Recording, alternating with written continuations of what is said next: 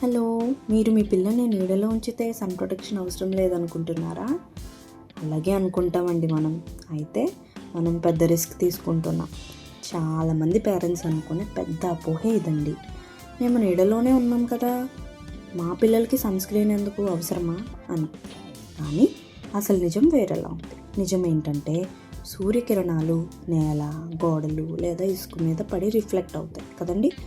ఈ పరోక్ష కిరణాలు కూడా పిల్లల సున్నితమైన చర్మంపై ప్రభావం చూపుతాయట. అందుకే ఉదయం 10 నుండి సాయంత్రం 4 గంటల వరకు పిల్లల్ని వీలైనంత వరకు ఇండోర్స్లో ఉంచడమే చాలా సేఫ్.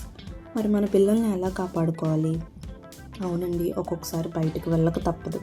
అలాంటప్పుడు బయటకు వెళ్ళేటప్పుడు ఖచ్చితంగా ఫుల్ హ్యాండ్స్ కాటన్ బట్టలు వాళ్ళకి వేయండి.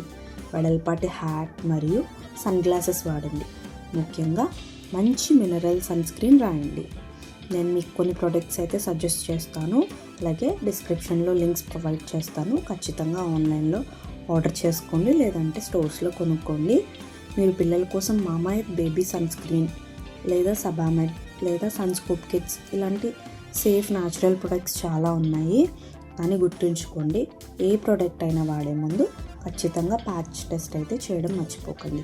అలాగే 6 నెలల లోపు పిల్లలకైతే ఏ సన్ స్క్రీన్స్ అవసరం లేదు, కానీ వీలైనంత వాళ్ళని కంఫర్ట్ జోన్లో ఉంచి ఫ్రీగా ఉండే కాటన్ దుస్తులు వేస్తే సరిపోతుంది. మరి ఈ ఇన్ఫర్మేషన్ మీకు యూస్ఫుల్ అనిపిస్తే ఖచ్చితంగా లైక్ చేయండి. మరియు మరిన్ని పేరెంటింగ్ టిప్స్ లేదా సమ్మర్ మైట్స్ కోసం ఖచ్చితంగా సబ్స్క్రైబ్ చేసుకోండి. Thank you for watching.